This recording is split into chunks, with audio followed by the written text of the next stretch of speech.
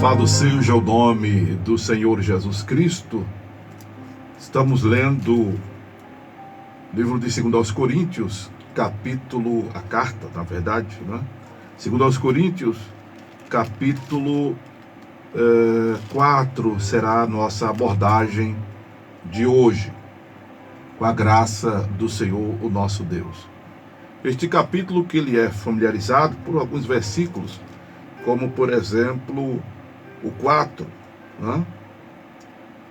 Nos quais o Deus deste século cegou o entendimento dos incrédulos, para que não lhes resplandeça a luz do Evangelho da glória de Cristo, que é a imagem de Deus. Porém, o que torna este versículo mais familiarizado, que torna este capítulo mais familiarizado, são expressões como as que temos no versículo 7. Temos, porém, este tesouro em vasos de barro, para que a excelência do poder seja de Deus e não de nós. E aí o que torna ele mais familiarizado ainda é o versículo 8 em diante. Em tudo somos atribulados, mas não angustiados, perplexos, mas não desanimados, perseguidos, mas não desamparados, abatidos, mas não destruídos. Glória a Deus, né? Isso é forte. E aí vem também um outro versículo que familiariza muito este capítulo de 2 aos Coríntios 4, que são os versículos de número 16 em diante. Por isso não desfalecemos, mas ainda que o nosso homem exterior se corrompa, o interior, contudo, se renova de dia em dia. Porque a nossa leve e momentânea tribulação produz para nós um peso eterno de glória muito excelente. Não atentando nós nas coisas que se veem, mas nas que se não veem, porque as que se veem são temporais e as que se não veem são eternas. Louvado seja o nome de Jesus. Mas como já dissemos, a nossa abordagem ela não é versículo por versículo. Nossa abordagem ela pode até ser expositiva, né? Mas ainda não é. Eu me deixo muito à vontade ao Espírito Santo para que ele nos direcione, nos inspire conforme o seu propósito, que é glorificar a Jesus. Eu prefiro não me utilizar de ferramentas da homilética, da oratória. Prefiro não me utilizar de ferramentas, vamos dizer assim, do laboratório teológico, né? Glória a Deus. Eu particularmente prefiro me deixar ser guiado pelo Senhor. Claro, essas coisas acontecem, fluem, porque existe o conhecimento teórico, existe o conhecimento empírico, né? Existe uma coisa que já é, quando eu falo do empirismo, eu falo do que é natural. Mas nada é natural, porque tudo que há em nós vem de Deus. Então não é nosso, né? Não é nosso. Mas quando me refiro ao empirismo, ao natural, e o que Paulo se refere aqui, que não falamos de nós mesmos, no versículo 5, ele quis dizer que não apontava para elaborações suas, filosofias suas, ideologias suas, como aqueles que precederam, até precederam Jesus, no sentido humano da coisa, não é? como Sócrates, Aristóteles, Platão e tantos outros, mas que beberam, como eu já disse em outras abordagens, beberam da fonte que é inesgotável, beberam de Deus, fora de Deus o conhecimento que passaram, que perdura até hoje, aquilo que é verdadeiro, porque a verdade, irmãos, ela não foi produzida por nenhum dos filósofos que se estudam em faculdades, que tem livros por aí, e que se estuda até em seminários. As verdades, elas não foram produzidas pelo homem. Lembra que aquilo que Jesus disse a Pedro: não foi carne nem sangue que tu revelou, mas meu Pai que está nos céus? Pronto, é por aí. Por isso que no capítulo 1 da epístola primeira de Paulo, ele disse que não interessava pregar outra coisa, senão a verdade. Não é?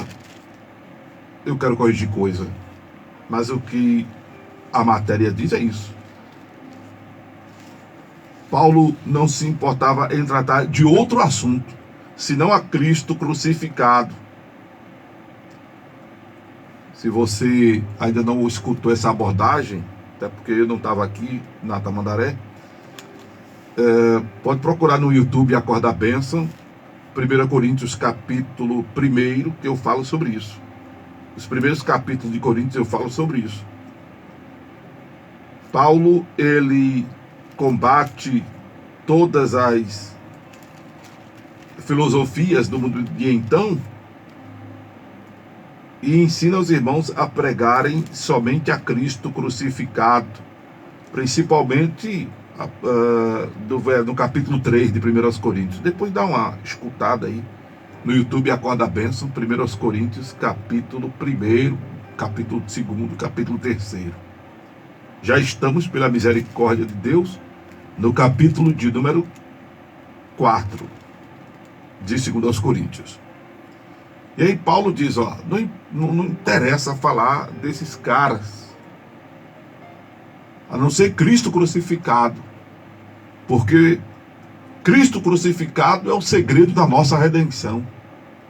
Cristo crucificado é o segredo do perdão dos nossos pecados. Cristo crucificado é o segredo do nosso nome escrito no livro da vida. Cristo crucificado foi que possibilitou tudo isso e possibilita a presença do Espírito Santo, que é Deus, que é Ele em nós. Cristo crucificado é o que faz a luz funcionar.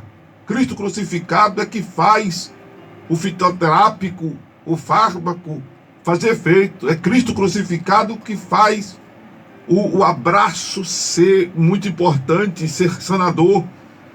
Cristo crucificado é que faz a paz existir, a felicidade existir. Cristo crucificado é que faz o bem surtir efeito. Cristo crucificado é que faz o mal ser destruído. Cristo crucificado é que faz a nossa fé, a nossa esperança valer a pena.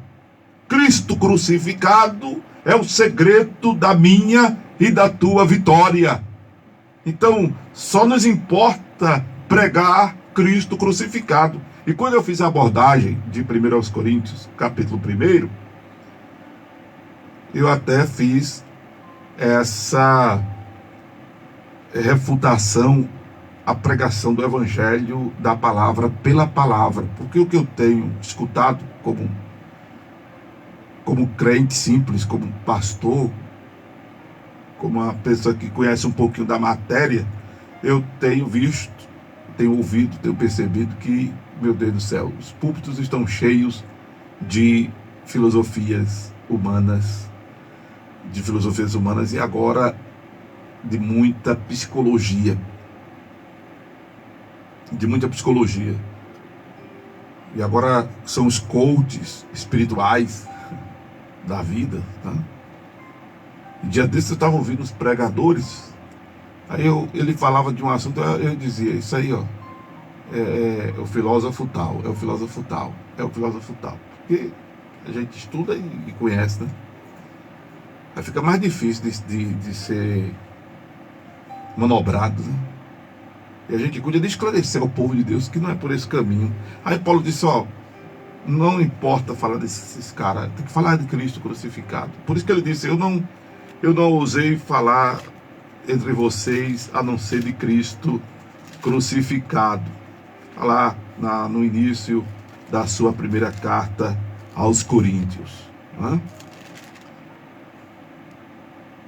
Se não falar de Cristo crucificado, porque Cristo é a nossa redenção. Louvado seja Deus. Como está escrito, que o Cordeiro é a nossa Páscoa. Né? Então, temos bons teólogos do século XX, por exemplo, né?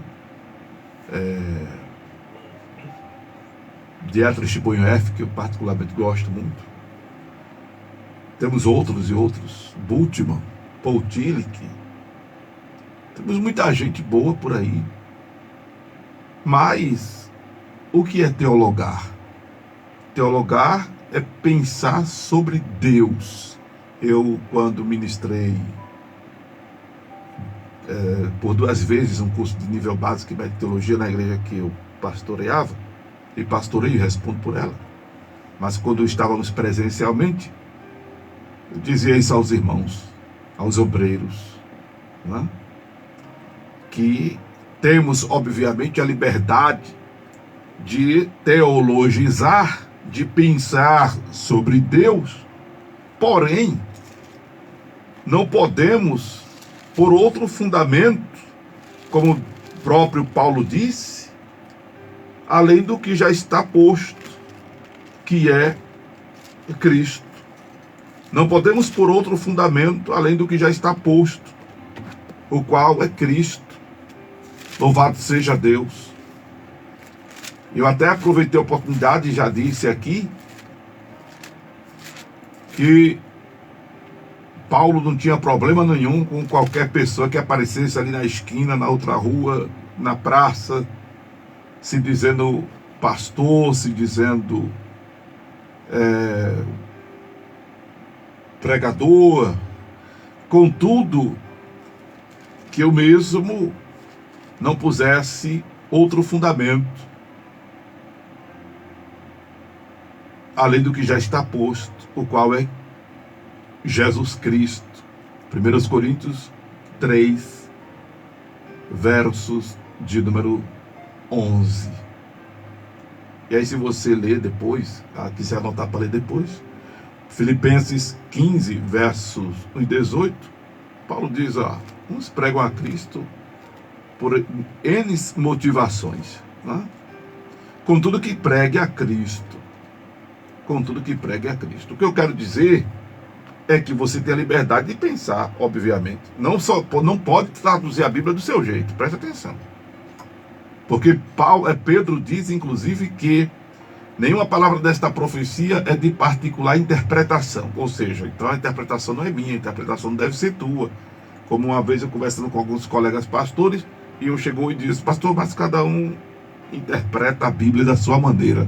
Aí eu disse, varão, aí deixa de ser reino de Deus e passa a ser casa, desculpa, as Joanas, mas aí é uma expressão simbólica que a gente tem aqui, todo mundo conhece. Aí deixa de ser reino de Deus para ser casa de mãe Joana. Todo mundo manda. E não é assim. Porque no reino de Deus, a primeira e a última palavra é a de Deus. E para se chegar a um consenso, tem que se investigar a Escritura Sagrada. E é aquilo que eu disse a você. Eu prefiro não estar usando muito de técnicas hermenêuticas nem homiléticas nas abordagens, mas essas ferramentas me ajudam a dizer isso aqui a você. Não é? Que para chegar a entender um versículo, é necessário que se examine um contexto remoto, que são os versículos anteriores, são os capítulos anteriores, são os livros anteriores, e o contexto futuro, né? O que sucede àquele outro ali, que são os que vêm depois. Então, é importante que nós entendamos isso, tenhamos esse entendimento.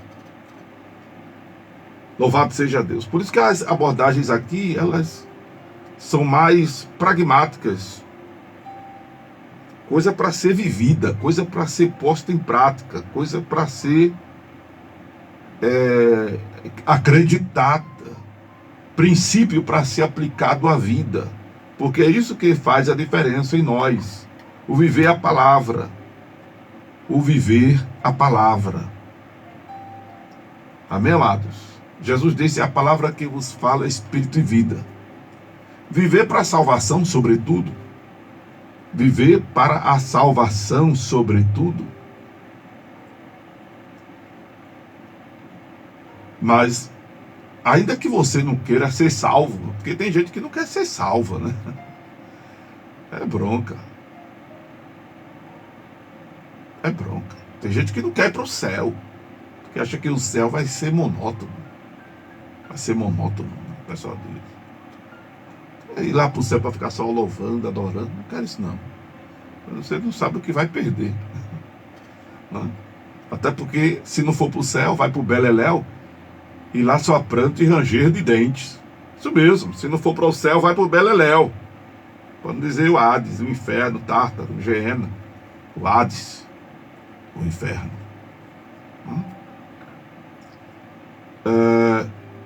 Mas se você ainda não quer ser salvo, até para isso, você precisa viver a palavra.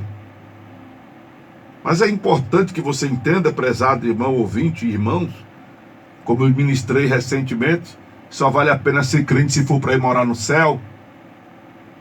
Só vale a pena ser crente se for para ir morar no céu.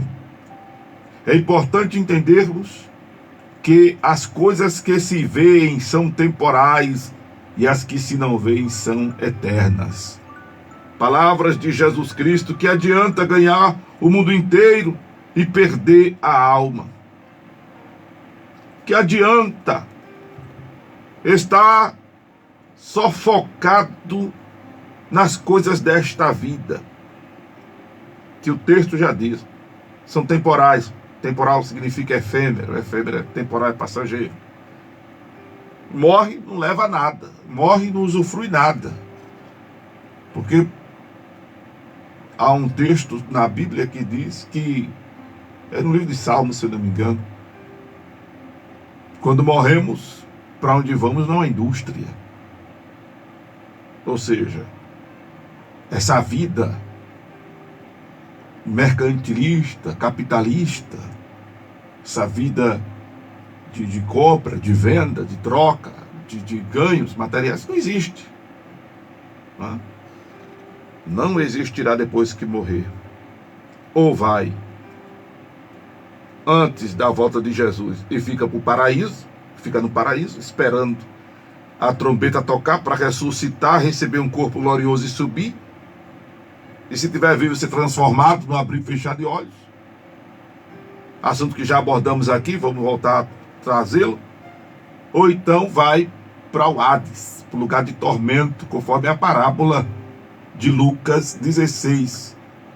Por isso que é importante cuidar, você que ainda não vive com Jesus, viver com Jesus, se converter ao Evangelho de Jesus Cristo. Não é a denominação X, nem a denominação Y, nem a denominação Z. Não estou lhe chamando para fazer parte, para você entregar sua vida a uma denominação.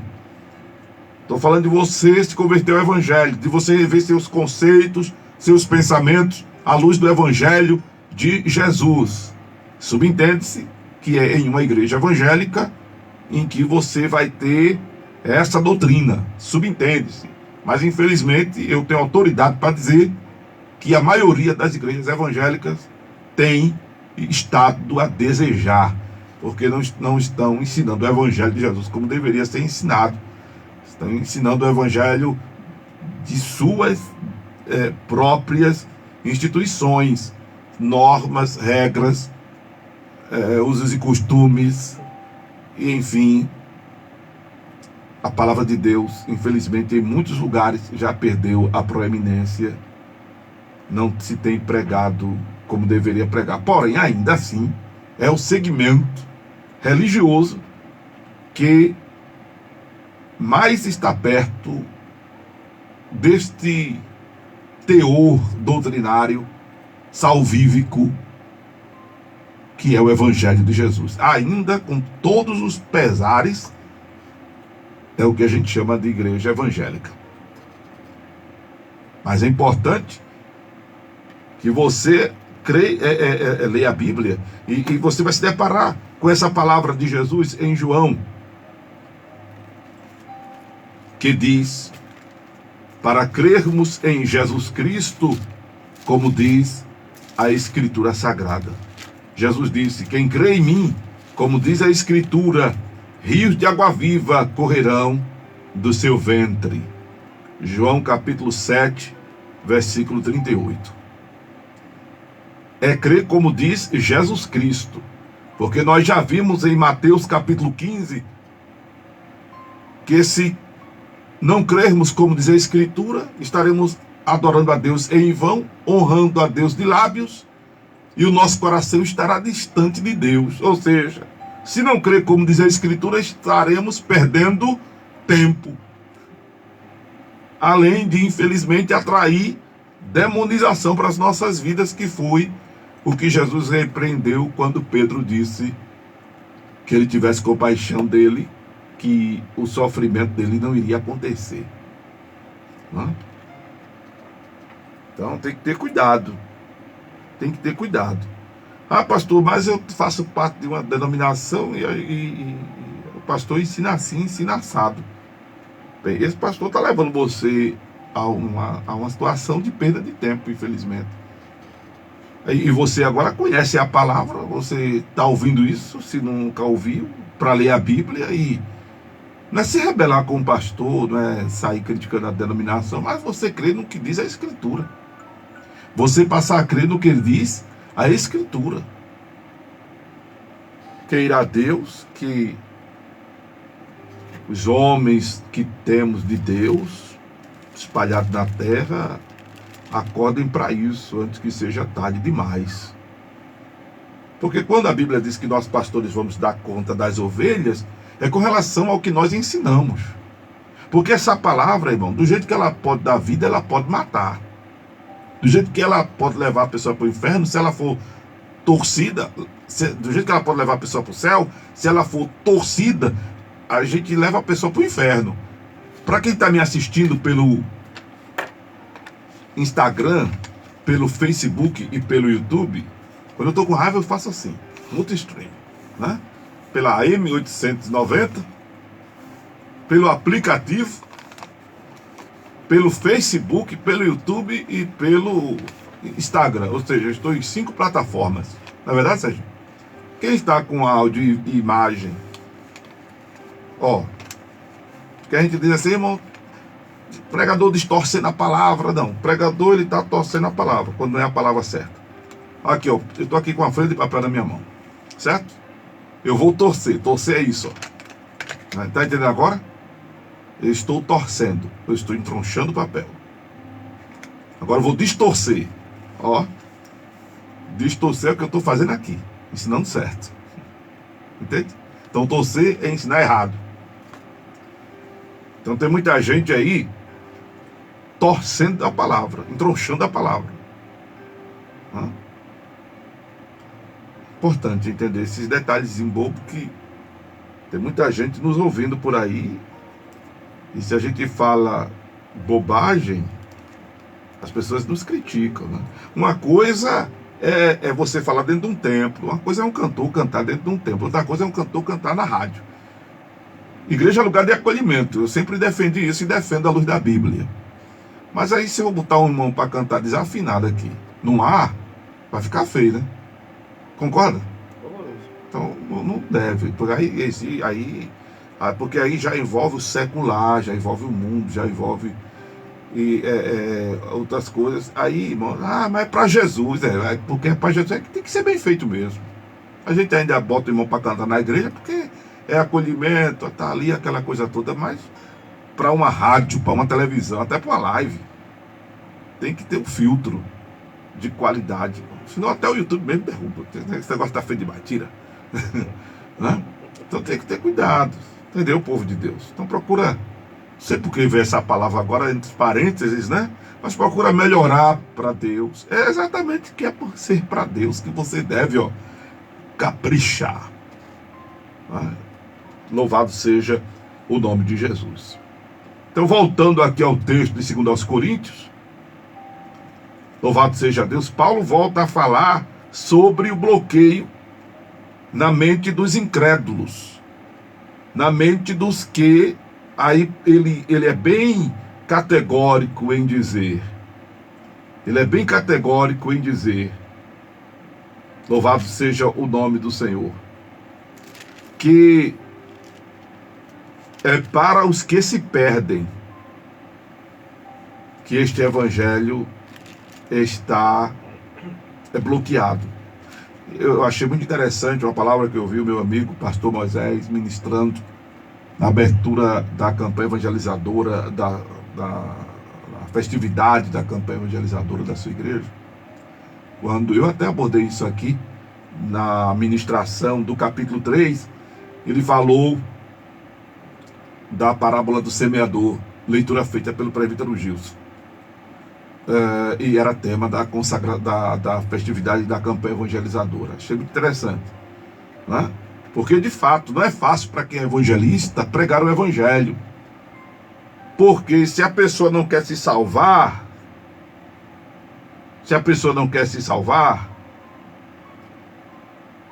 ela não vai abrir o coração para as coisas de Deus, ela não vai dar ouvidos à palavra de Deus, né?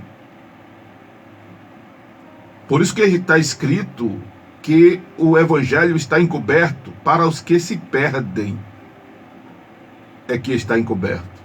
Ora, deveria não estar encoberto para os que se perdem, para que eles se salvassem, né? Aí veja como é importante a gente passear na Escritura Sagrada e não ter o texto isolado.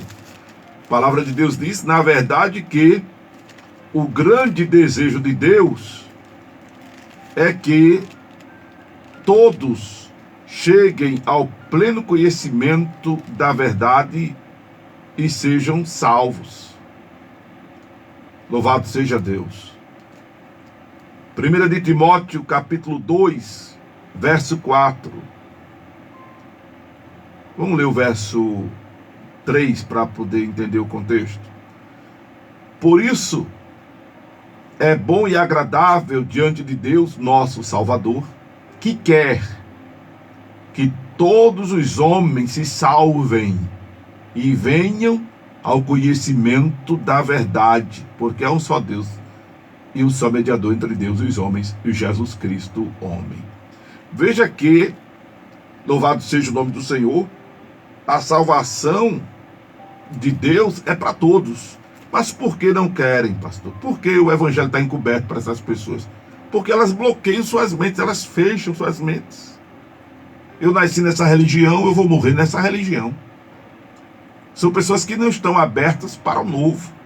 O novo, ou não estão abertas para outras possibilidades doutrinárias. Principalmente quando essas verdades confrontam com suas vidas pecaminosas. Porque o jovem rico chegou para Jesus e disse, observe isso aí desde a minha tenra mocidade. Que ele perguntou ao Senhor Jesus o que deveria fazer para ser salvo. Aí Jesus disse, vai, vende tudo que tens, dá aos pobres, vem e segue-me. Ele responde a Jesus, eu tenho obedecido esses mandamentos desde quando eu era pequeno, pirraia, desde a minha tenridade. Né? Jesus, aliás, manda ele guardar os mandamentos primeiro, né? Aí ele responde isso a Jesus, aí Jesus diz, vai, vende tudo que tem, dá aos pobres, vem e segue. Aí ele baixa a cabeça Já pensou alguém ouvir Jesus e ficar triste? Pois é possível. Alguém ouvir Jesus e ficar triste. Principalmente quando Jesus desafia você, a pessoa, a confrontar-se com a sua realidade desagradável diante de Deus. Porque o jovem saiu triste. Porque ele não quis se desfazer da vida que tinha. Por isso que a mensagem de Jesus é: negue-se a si mesmo, tome a sua cruz e siga-me. Toma a sua cruz e siga-me. Jesus não disse que o problema do homem era a riqueza. Se bem que Jesus fala que a riqueza de muitos os impedirá de entrar nos céus. É mais fácil, disse Jesus, passar um camelo pelo fundo de uma agulha de que o rico entrar no reino dos céus. Este camelo pode ser... Aí tem duas interpretações. Tudo é, porque isso aí é uma parábola, é simbologia. O camelo pode ser a corda do navio, passar por dentro de uma agulha, da agulha de coser, de costurar. Ou o camelo, que é uma das portas que havia no muro de Jerusalém, que aqui está o muro, no chão, e tinha um buraco para passar por baixo. Então, para o camelo passar por baixo do muro, de um buraco, muito difícil. Então, há essa linha de interpretação aí, desse obstáculo, mas o problema é que é difícil a pessoa abrir mão de dinheiro. É difícil. Por isso que eu dou muita glória a Deus quando a pessoa dá uma oferta na igreja, a pessoa dá uma oferta para uma obra evangelística, apostólica, missionária como esta que nós fazemos. Que é difícil se desprender do dinheiro que a gente recebe, que a gente consegue com muito suor, sacrifício, e mantém a nossa dignidade e nos ajuda a nos mexer nesse mundo. Então, abrir mão disso com facilidade, abrir assim, toma, entregar, poxa, é muito difícil. Mas não é dinheiro em si que vai levar a pessoa para o inferno. Queira ter. Agur é um personagem que a gente tem lá no livro de Provérbios, que ele fala de não querer muita coisa e pede a Deus que o acostume com a porção de cada dia. Aquilo ali, mas era um problema de Agur. Se você é um crente que não pode ter Deus pão, se apresta a estar com o pão, porque se tiver dois vai se desviar, então você é um crente frajuta, você é um crente derrubado, você é um crente de Paraguai.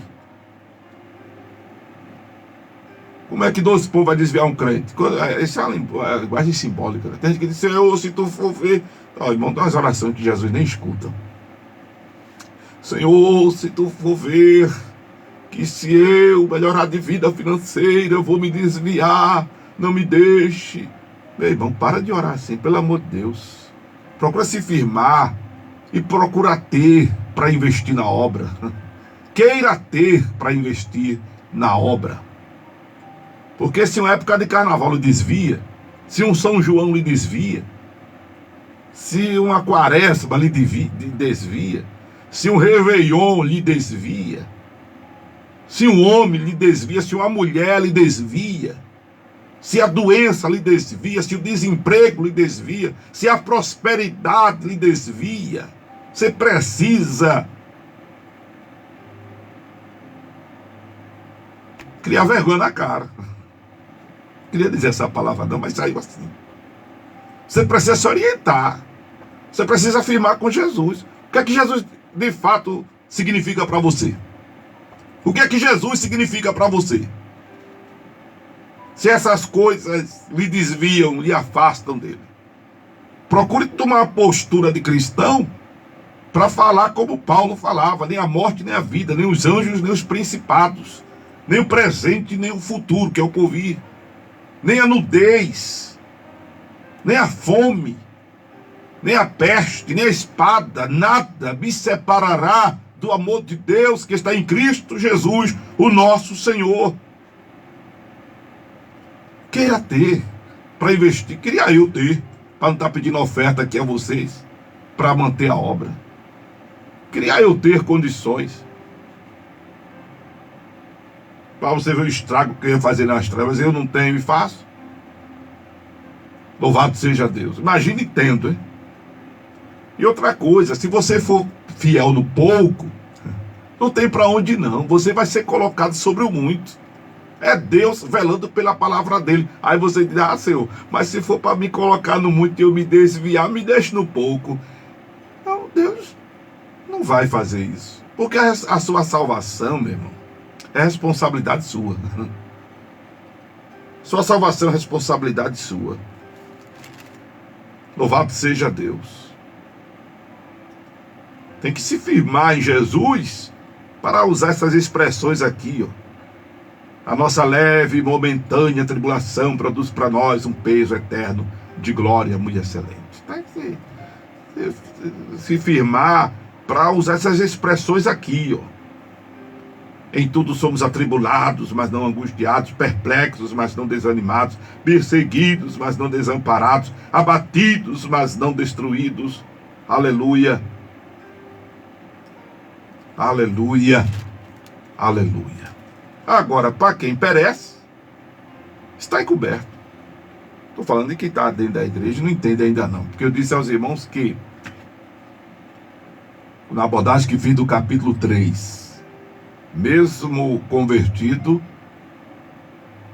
existe ainda alguns bloqueios, mas a facilidade de eles serem tirados é a leitura da Bíblia. Você, quando não era convertido, não entendia nada de Bíblia. Você se converteu, passou a entender mais alguma coisa. Na proporção que você vai buscando ao Senhor, você vai adquirindo entendimento da Escritura. Vai adquirindo entendimento da Escritura. Na proporção que você vai orando, você vai lendo a Bíblia, porque outra coisa, essas duas coisas devem andar junto, conhecimento e poder. Oração e leitura da Bíblia. Porque se você só lê Bíblia e não ora, você fica insensível. Você fica muito crítico, muito metido a conhecedor, muito intelectual. Se você só lê Bíblia. Se você só ora, você fica muito fanático, fica muito... Não vou usar a expressão menino, porque tem até o deixa o menino rodar.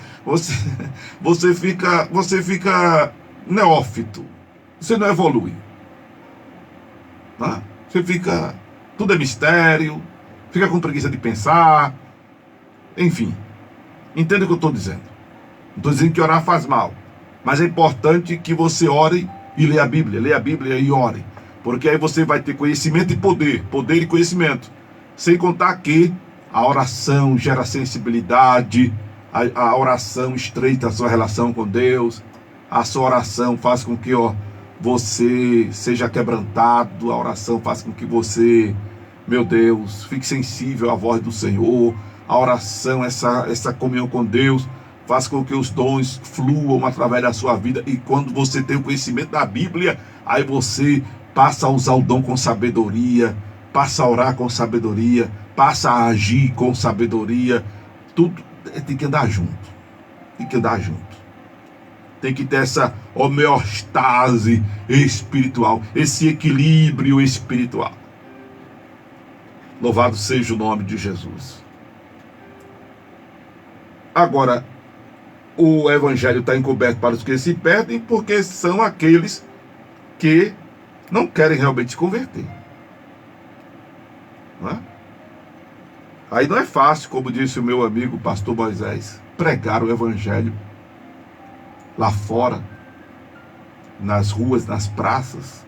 É necessário, irmão, que nós oremos. Eu me lembro que eu até falei sobre isso aqui na abordagem anterior, e ainda ontem, meditando nesse capítulo de Coríntios, é porque eu não tive tempo de procurar uma lição bem antiga da escola dominical, e eu me lembro que eu li, não foi nem da minha época essa lição, mas eu colecionava lições de escola dominical, e eu me lembro que teve uma fala de Gesiel Nunes Gomes, que quando a gente ora, quando a gente jejua, e a gente chega com o evangelho, as trevas se afastam assim da pessoa, ele quis dizer, né? Eu entendi muito aquilo do meu espírito. Aí foi quando eu, não convertido, passei a orar, a buscar a Deus, e graças a Deus temos conseguido encaminhar muitas pessoas para confessarem Jesus Cristo como Senhor e Salvador de suas vidas. Eu passei 17 anos e 9 meses na madrugada de outra rádio, e só ali foram aproximadamente 700 conversões para a glória de Jesus. E na minha primeira edição na Rádio Tamandaré, só em um círculo de oração, teve um dia que foram 102 conversões em um círculo de oração. Glória a Deus. Fora os outros momentos da programação, né? Glória a Deus. E aqui eu quero orar por você também, que quer entregar a vida para Jesus. A gente tem um momento do convite, depois da palavra. Louvado seja Deus.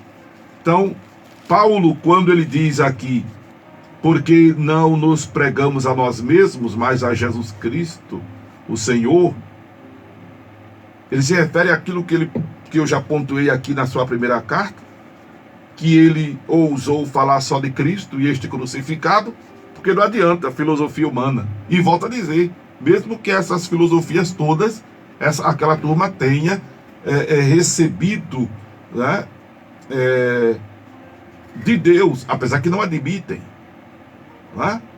Mesmo aqueles que você lê aí nos livros, mas foi antes de Cristo, Aristóteles, Platão, Sócrates, mas foi antes de Cristo, sim, mas Cristo, antes do Cristo em carne, né? Antes do verbo ter assumido forma humana, porque Deus é Espírito, é a verdade. Jeremias 10:10, Senhor, Tu és a verdade. Então a verdade, ela é cosmológica, a verdade não é de ninguém. O dono da verdade é Deus, da mentira é Satanás. Satanás é o pai da mentira. Me disseram aqui que dia ontem foi o dia dele. Né? Mas Deus é o pai Deus é a verdade. E esses conteúdos filosóficos, científicos, seja de qual for as camadas, né? As verdades são de Deus, porque Deus é a verdade. Aí Paulo diz, vou falar desses caras, porque aí eles pegam a verdade também, sai pincelando e sai. É que nem um profeta que Deus manda ele dar uma palavra e ele dá duas. Assim foram essa turma do passado e do presente, gente boa, mas que não admite ser Deus. Eu estava lendo sobre esses caras algum dia desse, e eu estava lendo agora há pouco sobre o considerado pai da psicologia. Aí eu fico lendo assim, meu Deus, tudo aqui Jesus fala na sua palavra. Isso aqui Jesus fala na sua palavra. A Bíblia já diz isso. A Bíblia diz que sonho, né, é da ocupação do homem, da mente do homem. Entende? Então, quando você é uma pessoa de Deus, você pega a palavra de Deus como referência, como paradigma para essas outras coisas. Claro que dependendo da situação, da instituição que você, por exemplo, estiver estudando, você vai fazer uma aprovação para se aprovar mesmo. Aí você tem que responder de acordo com o que foi dado na matéria de sala de aula. Mas fora isso, irmão, depois que tu pegar o teu canudo, depois que tu pegar o teu diploma, depois que tu pegar o teu registro, manda ver no reino, manda ver com a palavra, e dos teus debates, das tuas discussões com os colegas, pega esse pessoal, ó, e põe no bolso, com o conhecimento de Bíblia que tu deve ter. É inadmissível porque uma pessoa faz faculdade se desviar do Evangelho. Isso existe. É porque não lia a Bíblia. É porque não lia a Bíblia. Era só frequentador de igreja. Era só cantador de hino. Nem veio dizer que era adorador, que não era.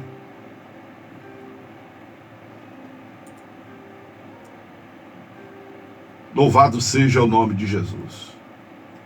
Aí Paulo diz ainda,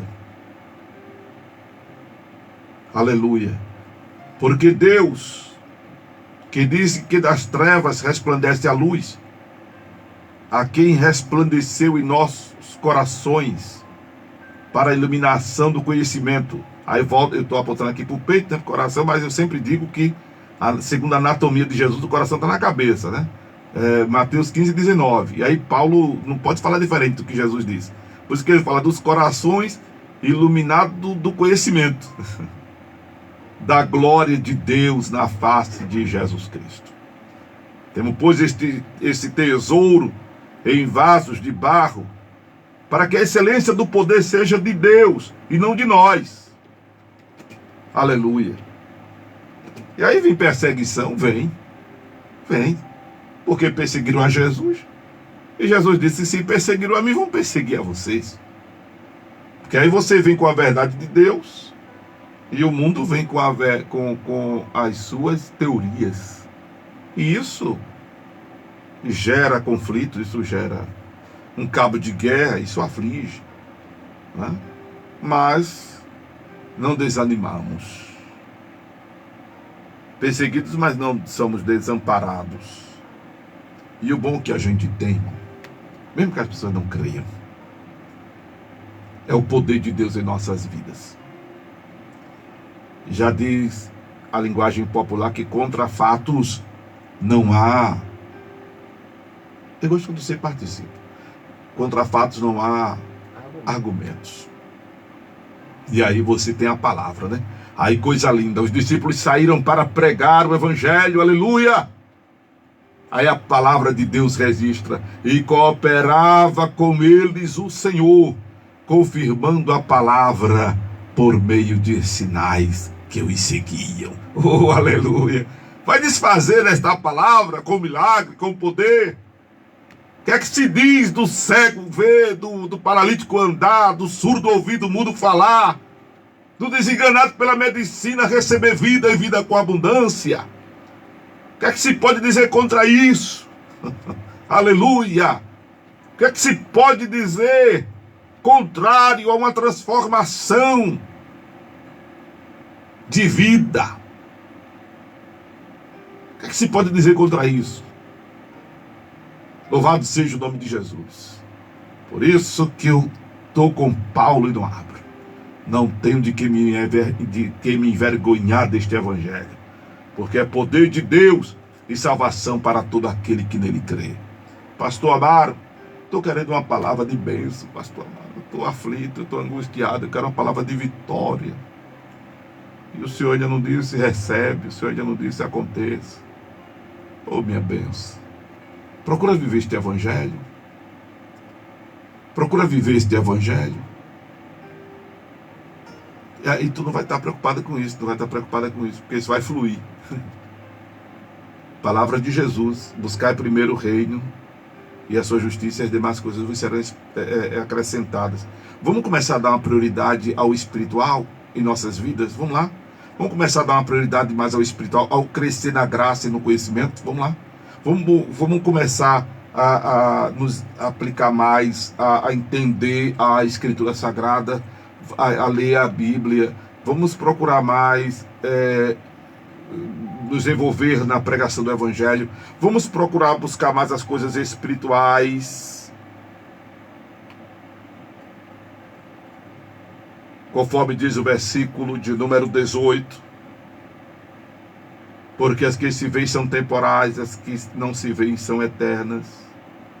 Vamos começar a priorizar o reino e a sua justiça? As demais coisas nos serão acrescentadas. Ou a gente crê nisso, ou a gente crê nisso. Ou a gente crê nisso, ou a gente crê nisso.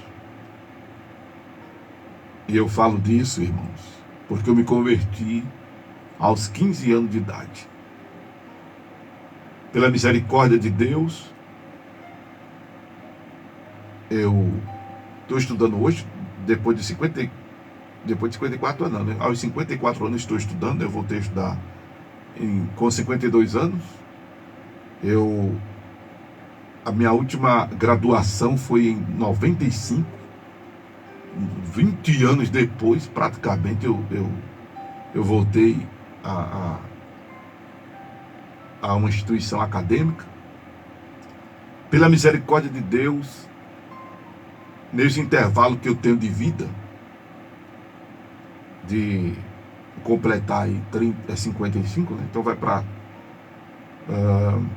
40 anos, nesse intervalo de 40 anos, depois que eu me converti, o Senhor me deu N profissões. Pastor Amaro, pela misericórdia, tem um bocado de profissão. Eu não vou dar aqui meu currículo para você dizer que eu sou amostrado. mas eu sempre fui muito dedicado ao Senhor. Quem me conhece sabe. Minha vida foi muito intensa no Evangelho de Jesus. Eu me lembro, Sérgio, que eu fui apelidado de barato de igreja. Eu não sei porquê, me apelidado de barato de igreja. Eu acho que é aqueles casulozinhos que fica na parede, né? Que a pessoa tá limpando e não tira às vezes, né? Não sei. Porque eu estava em todos os cultos da congregação. E quem era de 1995, na Assembleia de Deus de Mangabeira, sabe disso. Passei desses meus 40 anos de convertido, eu passei 5 deles intensos na Assembleia de Deus de Mangabeira. Outros 7 anos fora 5 de seminário, e aí conheci vários ministérios. Mais 2 anos visitando algumas congregações da própria denominação. Mas o Senhor foi cortando o cordão umbilical, que é difícil se sair de uma Assembleia de Deus, é uma boa igreja, né? Mas pela misericórdia de Deus, sempre fui muito intenso na oração, na leitura da palavra, na evangelização, nos cultos. Ainda me lembro os dias de culto onde eu congregava. Na segunda-feira era culto de oração. Na terça-feira, isso é uma lembrança de 40 anos atrás, tá vendo? Na terça-feira era ensaio do coral. Eu estava lá, o coral cantando, e eu lá no último banco orando. Isso é bom demais. Mestre, o mar se revolta, as ondas nos dão pavor, o céu se reveste de trevas, não temos os... Aí o coral... E eu ali orando, chorando, sentindo a presença de Jesus. Tempo depois entrei no coral. Aí no coral, eu participava do coral misto, que era o coral de adultos. Aí tinha o juvenil, eu participava do coral juvenil. Aí tinha a mocidade, eu ia cantar a mocidade e ia o conjunto. Aí o maestro lá na época, Josival Serafim, é presbítero hoje. Quem quer aprender guitarra para tocar no conjunto? Aí levantei a mão. Aí ele me deu aula, 5 sábados, violão emprestado, eu aprendi do ré, mi, fá, sol.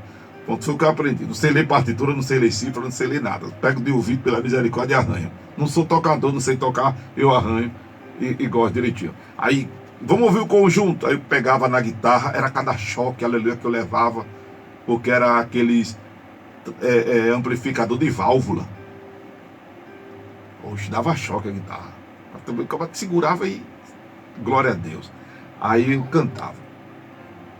Além de ser apelidado de barato de igreja, eu me lembro que saí de um canto para outro para participar Aí alguém disse assim, eu sei quem foi, só que eu nunca digo o nome para a pessoa ficar chateada comigo. Só podia ser nego mesmo, para ser amostrado. A pessoa achava que era amostração minha. Não. Era vontade de estar envolvido em tudo, de estar participando de tudo. E pela misericórdia, o resultado foi esse produto que vocês têm hoje, que eu sou hoje. O Amaro Corrêa que sou hoje, o pastor Amaro Corrêa que sou hoje. Pela misericórdia de Deus. E o Senhor tem cuidado de mim. E o Senhor me ensinou a ser dependente dele. Nunca deixei de estudar, quer dizer, parei depois que, como eu disse a vocês, fiz essas graduações, 94, 95, né, que foi da área de teologia. Mas aí parei, saí de sala de aula. Eu voltei a estudar em 2017. Antes disso eu também tive outras profissões. 2017, que foi por conta de um desejo que eu tive de dirigir ambulância, depois de ter socorrido uma pessoa que tentou suicídio. E eu consegui salvar essa pessoa, graças a Deus, salvar no sentido de levá-la para a emergência. E fui praticamente voando. E depois que eu fui demitido dessa empresa, eu desejei dirigir ambulância pela adrenalina, eu gostei. E aí, com a indenização, eu soube que eu tinha que fazer vários cursos para ser condutor de ambulância. E fiz. Classifiquei a carteira, fiz os cursos, aí gostei, Ganhei o curso de bombeiro civil de um colega. Aí gostei, eu quero ser bombeiro civil, eu quero dar aula. Aí fui ser bombeiro civil, tomei conta de 16 bombeiros no Arrudão, em várias partidas de futebol ali. O comandante BC Corrêa, conhecido comandante BC Corrêa, para a glória de Deus. E migrei para a área de enfermagem, para dar um curso de bombeiro com excelência.